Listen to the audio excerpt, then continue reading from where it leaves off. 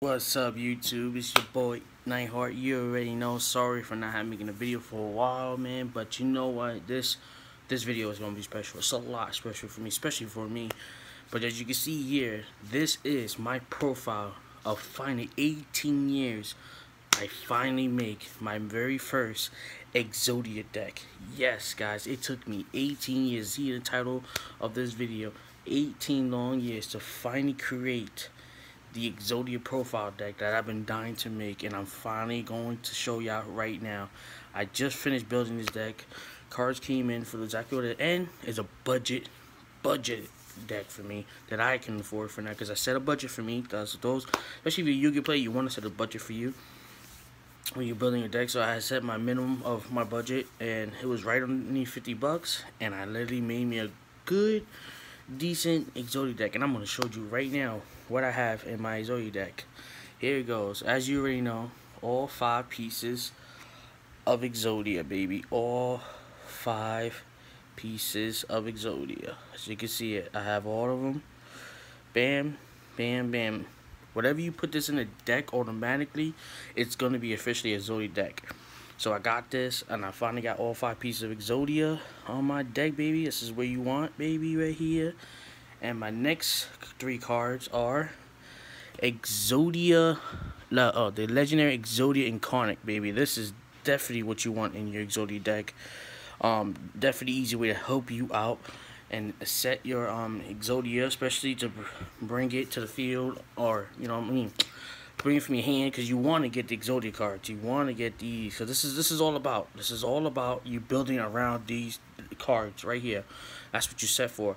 And this is definitely easy way to bring out Exodia to your hands. Especially something by tripping one of your Exodia Forbidden One cards. Is unaffected by traps, traps and spells, sorry, I know I'm saying old school, and unaffected cards. It only get you destroyed by battle, so it gets stronger. So imagine you have all 5 pieces of Exodia, you get 1,000 for each of the Forbidden Ones on the graveyard, so you'd be 5,000, and by the end of the turn, you grab one of them, summon them in your hand. So each turn it gets weaker, but like I say, if you get another one, you can literally just summon one of them, tribute that, bring the second one, and then being you stronger, place in the graveyard. Oh my gosh, so you definitely gonna want this in your Exodia deck as well. This is really good to have. Now here, besides on my Exodia cards, I have here my Swarf Scarecrows. Literally, you scar them from your hand, and you can stop the attack from an opponent when they're attacking you. It says here, especially, says here, as you can see it, says here, when the opponent monster declares a direct attack, quick effect, you can discard this card, negate the attack, then now in battle ends. So you basically discard the card, put a graveyard, and it's their battle phrase. So literally, like I said about this deck, you want to save as much life points as you can until you get all 5 pieces of Exodia. This is, like I said, you want to protect yourself as much as you can. You will be taking some damages along the road, but you know what I'm saying, for a few hits is fine, but you don't want them to overpower you, so you definitely want to protect yourself as much as you can. So like, that's why the reason why I got this, especially for Exodia, you won't be doing too much attacking. You're literally more of trying to defend yourself and literally getting cards from your hands to get the Exodia. My next card is on the same 3 here is my Battle Fighter. I got a fodder or whatever I can't pronounce them traits. It's the same thing here. It's another quick effect card too, to save your light points and a battle phrase. You quick summon it. It's a quick effect, so you special summon it. Straight up defense. As soon as they attack you directly, bam, you place it down, and the battle's already over for them. Same thing. You definitely gonna want to protect yourself as much as you can. So I got 3 copies of this and 3 of the Scarecrows to help me save my light points for a while. So you may want to get those cards to help you out. Here, I got 3 of the monsters that you probably won't, you really need in your deck, and that's Cardi. And that right here will help you. As soon as you put normal summon this card and you tribute it, you can automatically tribute these cards automatically, toss it to the graveyard, and you get to draw 2 extra cards, which is big helpful for Exodia. You definitely want to draw some cards to try to get as fast as Exodia. Now remind y'all guys, I didn't say this in the beginning of the video, sorry about that, but I'm running a 50 card deck Exodia. Yes, I know Exodia is meant to be 40 card deck. I get that, but on me, I'm not the type of person that like to do a 40 card deck. I'm more of a 50 card type of person. I'm right in the middle between a 50 to 60 type person, but I love my 50 card deck. I love to build a 50 card deck. I feel like I have my options. So, you know, and it was a risky thing to do for an exodia deck, because exodia deck, you really want to have, you know, the less cards you can to get that exodia. But with the cards I got here, and I actually can show y'all, you can build a 50 card deck and still get exodia and have a great deck, you know, along with those people that have 40 card decks. So these are my 50 card deck exodia. I love to roll with it. This is my personally deck only that I like to do. So you want to have these for exodia. This is a mandatory card. You might want to get 3 copies of these. You definitely gonna want to help you to draw 2 cards. Bad things you do end your turn, so you might want to set some cards to try to protect you, or if you have the scarecrow to protect you, it's fine. So you can bam, you know what I'm saying, and then you draw 2 cards and do you. But you definitely gonna want this. It definitely helps exodia to get there faster, and especially probably get obliterate. You know what I mean? So now I got Karibo Bandit. I have 2 copies of this. This is actually a great card to have. Especially I was running 1 copy at first, but I decided to do 2 because it actually makes more sense. Because in this deck, in exodia deck, you gotta try to get obliterate as fast as you can. You take out 5 of the cards on top of your deck, and you can pick up between 1 trap card, 1 spell card. From that, the rest will go in the graveyard. It's fine if you have a piece of exodia, because at the end of the day, you can bring, I have certain cards that bring those back, so it's fine with that. It's okay with it. If it happens to be one of your 5 cards you have exodia, it's fine. There's cards in my deck, I'm going to show you in a few, that you can bring them out back into your hand, so it's fine. But you want to try to get obliterated as fast as you can, especially in the beginning of the battle. So you definitely, beginning of duel, sorry. So I run 2 copies to try to get as fast as I get obliterate. Really good card to have. I love this card. I just literally started working with this card not so long ago with it, and the combo came real good. My other 2 monsters, which, like I said, I'm doing a 50 card deck, so I had to, you know, work my magic with. I'm using the Royal Magical Library. Set this in defense mode. Like I said, this is probably the only monster besides the Kariba, because you have to summon him and then tribute to use his effect. So besides Curry Bandit, I literally have only these 2 monsters to literally to be literally just set down. Flip it when they attack it. It's a 2,000 attack. Not a lot of people in the beginning will have higher monster attack points than that. Like I say, you can use a counter. 3 counters get to draw a card. So every time you use a spell card, it's equal to a counter. So you activate 3 spell cards. You have 3 counters. Use that 3 counters. We start over. You get to draw a card. Really good. Got 2 copies. I was gonna run 3, but I don't want too much monsters in my deck, to be honest. I'm okay with that. And here's the issue, guys. I know a lot of people are going to hate me for this, but yes, I am rocking Exodia Necros. I am. I'm going to explain why I'm running Exodia Necros. I'm also rocking the Exodia contract with Exodia with it as well. But I'm going to explain to you later on in the video why I have that. And why I have these 2. Just because I also have a 50 card deck. Yes, that brings me extra room for it to put it, which is great. That's why I love to have a 50 card deck, because you have extra rooms to bring out some backup. This is just as a backup, yes, but that's my first reason. My second reason, I'm explaining to you, and once the other cards come in, so we're going to put that to the side.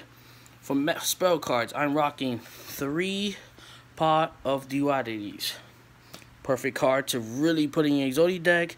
You draw your first 3 cards, and you can pick one of those, and the rest of 2 will be shuffled. So definitely a good card way to try to get your Blu-ray or, you know, exodia legendary carnet.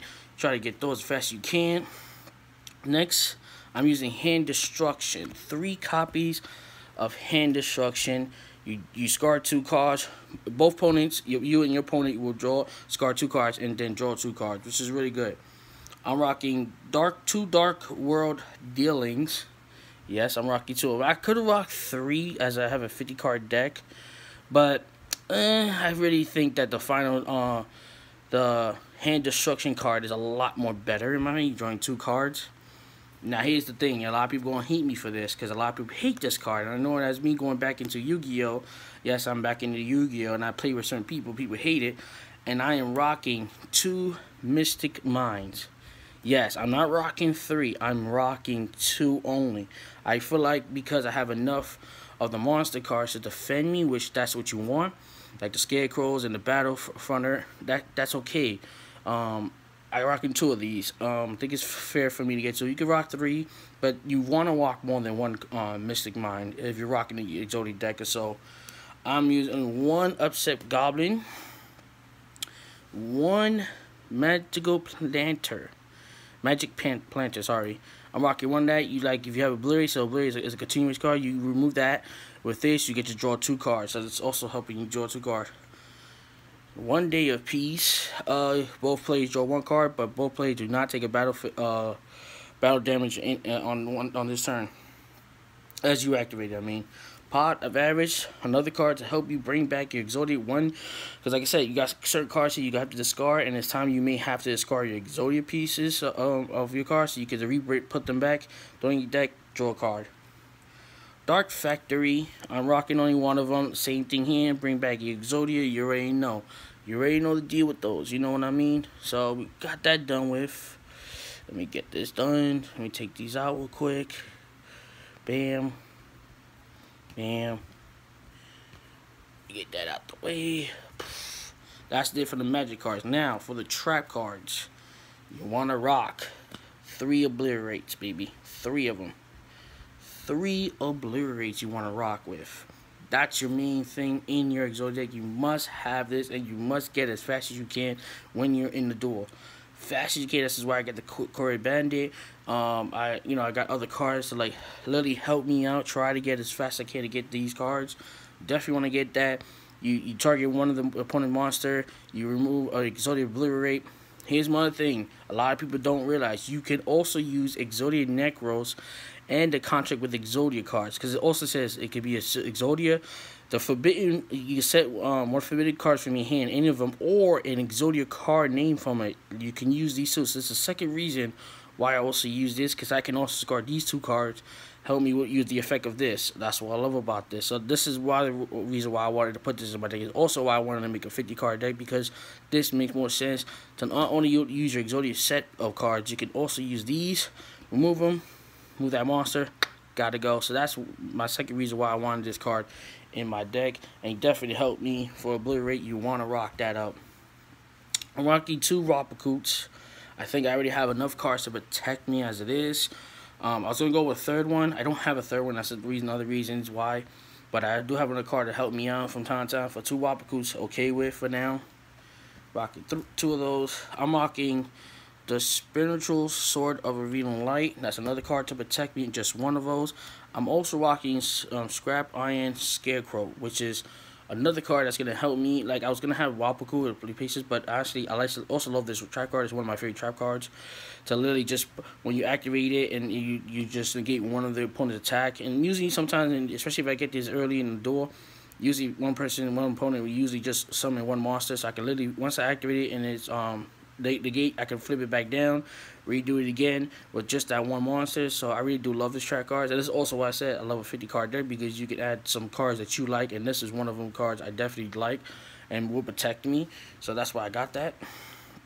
Backup Soldier. Definitely want to put this in your deck, especially if you discarded cards from your hands from time to time.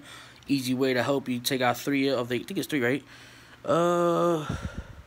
Yes, 3 of the normal monsters from the graveyard back into your hand. Perfect way to use that, especially on your opponent's turn. I'm activate Jaw of Average as well. That's another card that also helps me bring back cards from the graveyard, because like I said, in this deck you're going to really discard a lot of cards, so you want cards to help you enough to bring back your Exodia when your legendary card it's either destroyed or if it's still in your deck, and you know what I'm saying, you got something to help you out to try to get as fast as you can.